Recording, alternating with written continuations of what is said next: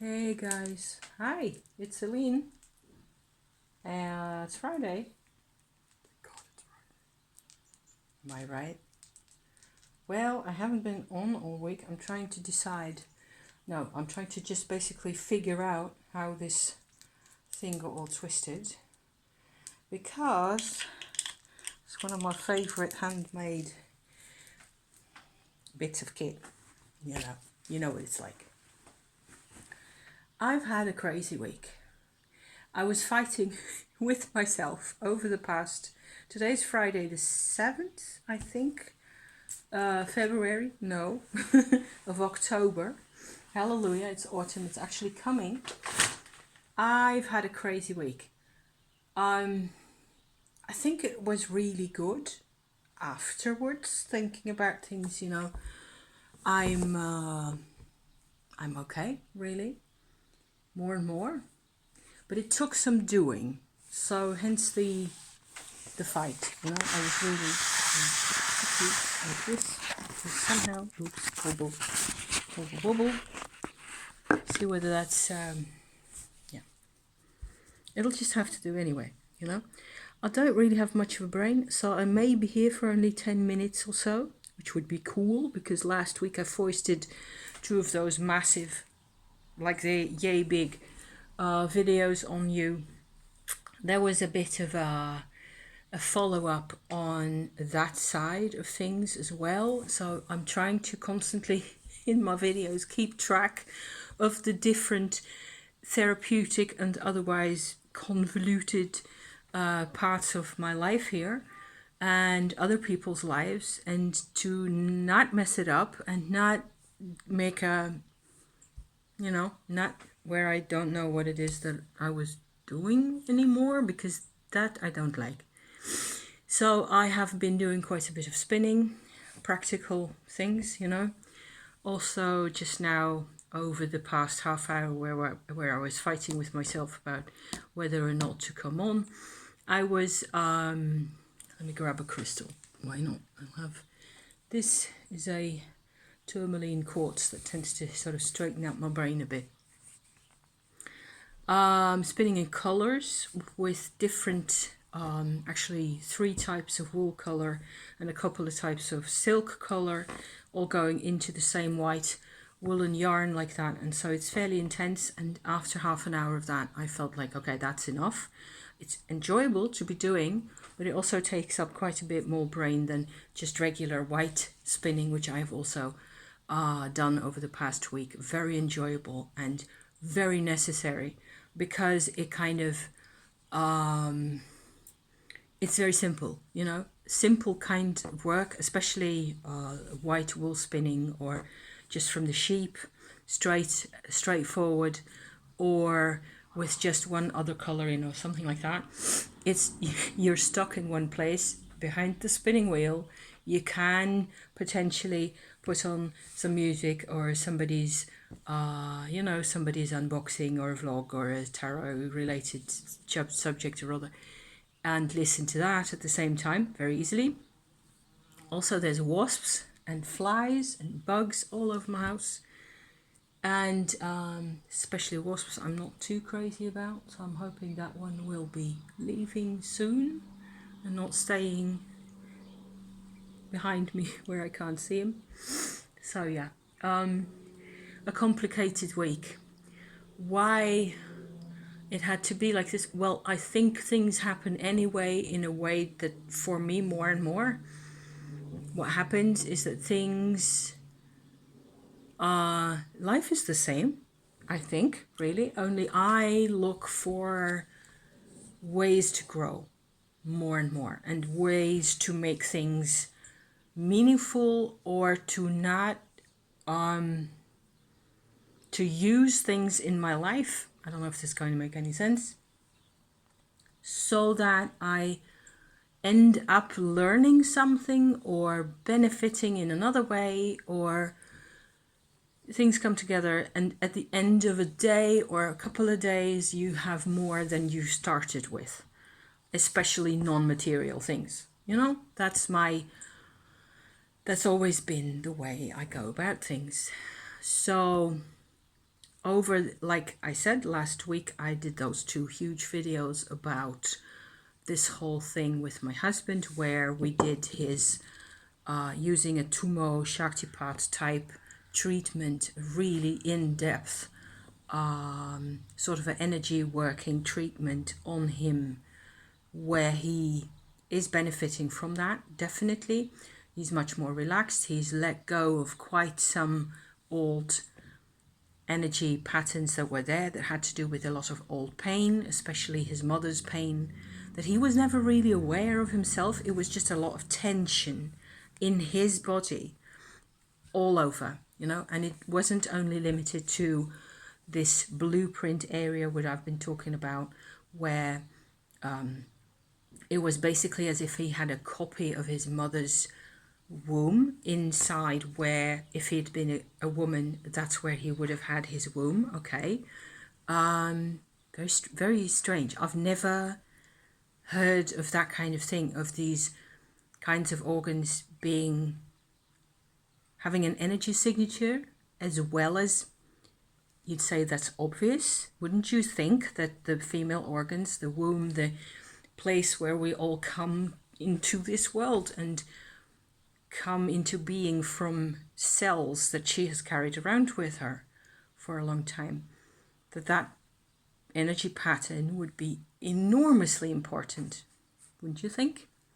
Yeah. So, but it was his mum who had several different reasons why she wasn't really super fit and shouldn't really have carried children, or with a lot of help, and with probably also, you know, training, simply muscle training, yoga, everyday yoga, that would have helped my mother-in-law, absolutely, I'm sure.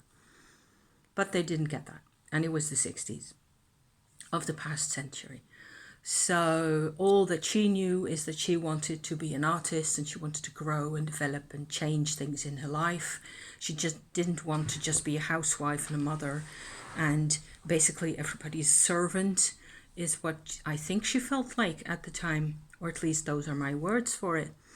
And over the period of time from when my husband was born, 1960, until about, I suppose, 15 years later or so, in 75, when she was really completely coming out as an artist, talking to loads of other artists around the place, having meetings, constantly active, way more active than her frail little body actually could support. If you read her journals from that period, which we have got in the house, you will, it's like, oh my God, what are you doing to yourself?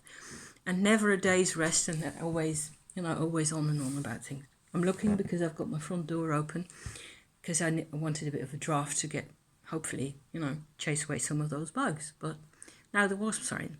Anyway, this energy working we did was actually very successful. I think it's 4 weeks ago now that we did this.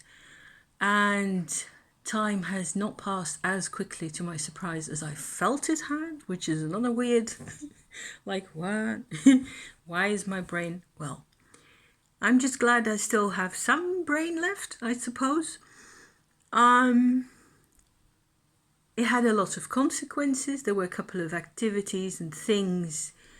There were a couple of events and emotional events and repercussions from doing this what originally was an energy working to help my husband gain more energy in his body, in his belly, and also by now alongside his spine, going on the inside, going up into his neck like that. My mother-in-law also had you know, a sore neck always, so it was like I could completely, once I got started and I could feel, and we're doing this in front of the telly, we're watching some kind of, you know, some movie or some, what was it? I think we were watching Ice Road Truckers, which is great fun some of the time, you know. And I'm just sitting there next to him with my hand, or with just one hand on some part of his anatomy, and the process is more or less automatic. So all I have to do is sort of keep track of it slightly and see whether anything, I have to be focused enough to feel whether there's anything special needed, or otherwise it's just my Tumo doing the work really. So he was enjoying it hugely, especially recently over this week. There haven't been any more problems between us, but last week and before that there was a period where I had we encountered some bumps in the road together, and part of this was that it was finally coming out how he was feeling things that had always been there, in terms of it was really old resentment and old, I've gone into all that in my previous lengthy sessions here, so I won't bore you with that again. I had a bit of a blockage with this red pullover that's still hanging here. I still need to get back to that, get finished, a couple of things, and I haven't really got back to it. But then again, I have done quite a number of other things, and I've done quite a lot of spinning, so it's okay, I think, and by now. But I had to really realize how I was still hiding how I felt about being confronted suddenly with a very negative, non-verbal, very explicit reaction of resentment to work I was doing. Whereas I have been, all the time that my husband has known me, I have been making stuff, including this kind of kit and every other type of kit you can imagine. And I mean, pots and pans and pens and knitting needles and crystals, and I'm all over the place. So it was shocking. It was a real shock. And I, especially on Tuesday last, so a couple of days ago, I noticed I was actually talking to somebody I know rather well in the other town, who's got a shop in pens and papers and pencils and things that I like a lot. She's got a real nice shop. I was talking to her about several things that have happened, and she'd been, we're just 15 minutes or so. It was a small conversation that we had. And I realised that it was really hard for me to talk about this whole sweater and the husband episode and the reaction and how he'd been and how that felt. And she spotted me right away. She called me out, really, basically. And she said, you should do, I don't know what that's called, bugger in English. There's bound to be a term in English as well for what I'm trying to figure out. I've got a Dutch term. I will look it up and I will stick it in the description, because it's a useful technique for setting up with using a little dolls or even stones or bits of paper. You sort of chart out what your family dynamic is like. And immediately as I was walking out the door, we sort of closed off our conversation about that, but I was still kind of shaky. I hadn't been bawling in her shop or anything like that. It was just a bit, well, I went like, okay, so I still need to get back into this, because it's not over for me. Not only because I haven't touched the sweater since, that red sweater, but inside me, okay? And I can get back to that sweater if I want to. It's not that so much. It's that I have this, of course, very natural and very normal habit of waltzing over these kinds of emotions. These kinds of emotions get more energy nowadays in my life. I benefit from that fact in terms of enjoying my own life and things in my life, including my spinning and drawing and writing poetry and all that kind of stuff is all back now. I had to grab onto all that also in the past week, 10 days. Okay, so I'm making it work, but there is, you have to sort of deal with the vulnerability that comes with these kinds of things. And I was hurting still. And I had realized before, and I realized again, that a lot of my problem that I was having, the sort of pain that I felt, had much more to do with memories of my mother and or what she was like in situations where there was, you know, where she wasn't pleased with what was going on. That was what the echo was, what my husband was triggering for me. It had much more to do with that than with him directly so much. So I needed to get into a mode where I could figure out, and funnily enough, YouTube algorithm helps me sometimes, because I got one mantra the one day and another sort of a appendix or parallel mantra, I think the next day or 2 days later, that have to do with lion energy. Especially the first one is about the, it's like an angry lion kind of a mantra vibe. I will put both of those as well in downstairs, okay? If you want to check that out. And I found sort of a dynamic for myself where it was, okay, I feel this pain, but it doesn't have to mean that I just sit here with this pain the whole time. For me, what works is if I listen to this mantra, and I only have to listen to it like once or twice a week or so, maybe. Afterwards, it's just a bit of a little maintenance thing occasionally. I think even now that I've sort of made this my own again, I am a Leo myself. So hence the lion thing. I realized that with all the anxiety and all the, you know, depression and pressure and suppression, all the things going on in my life before, in my past, I hadn't had enough expression. I hadn't had enough room for my lion energy inside me, in myself. And so I went like, okay, I listen to this mantra. I can sort of feel how it kind of braids itself, it weaves itself into my, into how I feel really. And it helps to feel better about the pain, about, it makes me feel less weak, less like I can't do anything about this and I'm just sitting here like a sitting duck or a rabbit in the headlights, which is what it's always been, you know. So I was really chuffed with that, and it felt like, I felt like, okay, you know what? Sod this. I am not going to sit here and suffer in silence. I will write poetry if that's what's coming up. I will do the things that I'm doing all the time, and we will see where we go from here. But I'm not making this, I'm not letting the depression parts of me sort of take over the whole of the day. It doesn't mean that I deny what's there either. It's not like floop silence over into rational mode and let's just get a grip of ourselves. Not at all.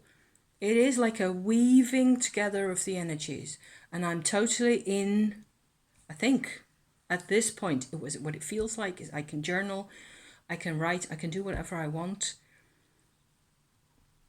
I can also be compassionate. And actually the proof of the pudding came the next day. That was Wednesday by then, where I've been to the market, which is for you, some of you guys who've, you know, been around and heard me talk about myself for some time now. You will know that Wednesday mornings is my day that I go to the market. This is like a high point in the week because that's when I see the most people all together outside on my square. It's right here, 50 meters just around the corner. And I get vegetables and I get meat and I get eggs and cheese and I get fruit, sometimes fish, you know, all those things. I take a big granny's shopping cart on wheels like so along with me, and off I am. Normally it just takes me half an hour. It's not like this huge event, but it is a place where I tend to meet a few people sometimes. All fine. me Wednesday doing my thing, shopping, getting my kit together and so on and so forth. And I'm on my way back home to, you know, get my stuff back into the fridge, in the freezer, whatever, make myself coffee, blah, blah, blah. Halfway there, just along the street, I meet an old friend of mine, somebody who's lived in this village way longer than me, that I know. She's, I think I've known her for 10 years now or so.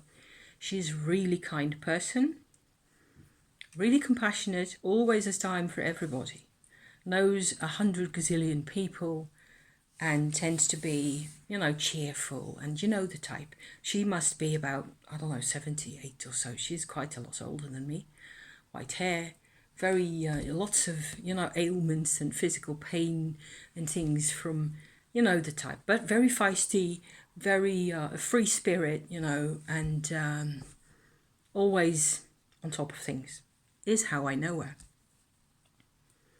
And so we had a bit of a talk. She told me again for the third or so time, because over the COVID pandemic period, she's lost quite a few friends. That's affecting her, and it's still going on. And they also, you know, her friends are also older people, so cancer is a big deal. And she'd lost 2 friends again recently. And one of those it was a bit of a hassle. It was difficult for her. And she, apart from the emotional troubles that she was having with that, there were also, you know, people weren't being nice to her and so on and so forth. So she told me all that. I stood there with my shopping cart for, not like a shopping trolley, not like for that you have in the supermarket, one of those grandma things. You know what I mean, okay? And listened to her talk, and I was trying to be commiserate and to be, you know, supportive and whatever. At some point, I made a remark that I wouldn't be able to translate for you. And she just exploded. She went like, "What the hell are you saying? You can't be serious." Like that. I went like, "What the hell? What did I say?" I have to think what I said, because it meant nothing at all. So we said goodbye really quickly after that. And I went home and I was in shock. I was really, there I was again with another, you know, emotional upheaval. Like I was like, "Oh, please, no, I don't want to think about this. I don't want to care. Why do I care? I hardly see her. I meet her in the street a couple of times. She comes in for a cup of tea once a year or so. And I've been to her place just, you know, a few times. It's not like, I was trying to talk myself out of it. Giving myself time, you know, to figure out how to deal with it. But by the time I had my coffee and my lunch and things, and talked to my husband, I'd decided that this wasn't the way I was wanting to deal with this, because it was really just a little misunderstanding, a language thing, like, and she picks it up like I was being indifferent or something, which made no sense at all. So I took out one of my I've got this batch of greeting cards, you know, postcards, like, or with hearts and cartoon characters and gimmicky bits and things, nothing too fancy, in an envelope. And I wrote her a note saying, "Look, what I said was this, what I meant was this and the other, and what do you think I was meaning," and so on. And just trying to give her also some courage, and to, you know, realize from her viewpoint what it was that she was, I mean, I know what it is sort of that she's going through. At least now I would be able to sort of, you know, yeah, I can see why it is that she doesn't make sense all of a sudden.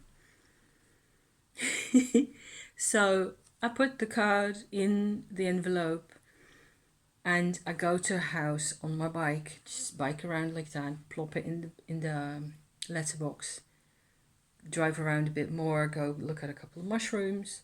Still no Amanita muscaria in my village so far. Maybe we'll see some later today. If so, they've come up in the last couple of days. All we get is tons and tons of pantherina at the moment, Amanita pantherina, in parentheses. Okay, So I get back home, feeling a lot better about myself. Like, at least I did the right thing, you know? I didn't stick in my angry reaction. I didn't stand there with my claws out. I didn't, etc., whatever, you know, you can imagine. Journaled a bit, did a couple of other things. I don't know what else I was doing. And another hour afterwards, there she is at my door, quietly sticking her note in the envelope into my letterbox, and off she goes again. You know, no ringing of doorbell, nothing. And she's written me this gorgeous note, just as, you know, happy, with little drawings and little hearts and stars and whatever. Thanking me basically for the fact that that my heart was bigger than the moment had been, whatever that moment was really about. And yesterday she passed by my door at 5 o'clock. She was just suddenly, she rang the doorbell. She'd sort of gathered up the courage to come actually and see me, look me in the eye, you know, and we hugged and it was fine. And off she went again, you know. So here I was with a choice when I got home from the market with my bag and all the rest of it. I was miserable. In past, larger, most of my life, you know, up until a couple of years ago, I would have not been able to figure out any other way to deal with this situation other than going and saying sorry for the thing, apologizing for something that didn't need apologizing, because I never meant any harm. I had no harm in me. I was tired. That was all there was to it. She's exhausted.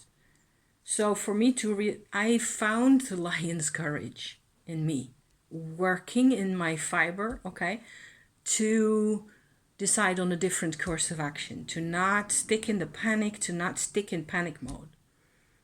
Because nothing for me gets done when I'm in panic mode. I stay miserable all frickin' day long. And I hate it. So I was feeling really good about myself, especially yesterday once I'd seen her, you know. And it's like, this is how we deal. This is how we do this. We exchange notes, and in the end we exchange hugs, and we just look at each other and we give each other some form of courage. She gives me courage too, you know.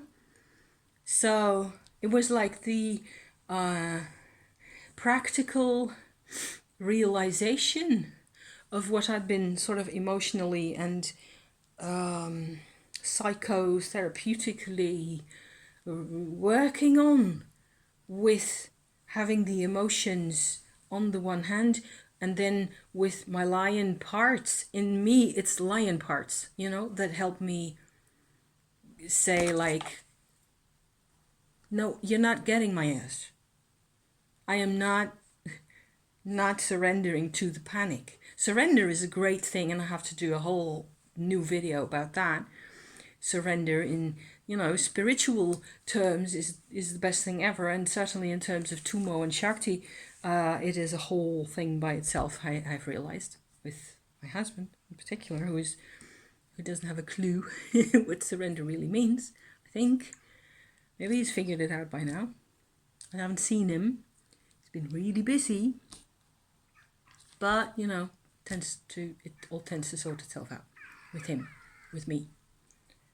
But in this particular case, it was no surrender, and surrendering isn't an option. I've always surrendered because it was an easy option, or because I didn't have a choice.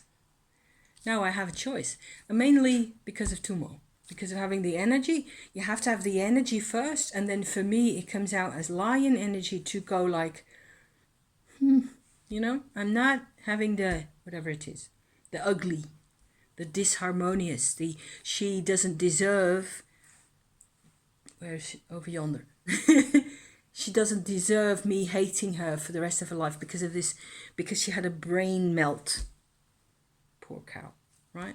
That's what we can tend to say. Similarly towards myself, This is me, how I can be. And I've never been able to be like this before. And it's a huge crying, howling shame that I wasn't able to be this person for my own mum back in the day. That's a long time ago. Because she's long gone, you know. But I can be like this for people now. For whomever, to whomever it may concern. I'm going to get me a glass of water. Is that half an hour? Looks like, yes. Yeah, it was too important to not tell you about this, you know. And I'm writing poetry again, which is everything that just comes into my brain. It's lovely and beautiful. It was Kellyanne Maddox who inspired me to get back into poetry again. I've written poetry all my life, except for the past couple of years, and especially in the Tumo context. It's been so hard, and it's so gorgeous, and it's so vulnerable and scary and freaky. So, you know, on that very tense kind of a note. No, it's not tense. It's not tense at all. I've got pencils here because I'm drawing as well. I did that, so with inks and things. And tomorrow I'm going to be on the road with husband all day doing a client run, and we'll have a chance to catch up with each other, which is kind of useful. So yeah, thank you for watching. Thank you so much. Didn't need much of the crystal all the time, really. I've been enjoying my look who's here. The Strength card in the Daughters of the Moon. This is the best, well, nearly, yeah, sort of the best deck I have at the moment. These large pizza, mini pizza size cards are just amazing. The Lion mantra and the Lion Queen mantra. Maybe I can post an image as well about what the whys and the who they are. Really, they're Indian gods. But the mantras are super cool. That's husband. Thank you for watching. And on this note, see you next week. Okay, have a nice weekend. See you then. Bye-bye for now. Thank you. Bye-bye.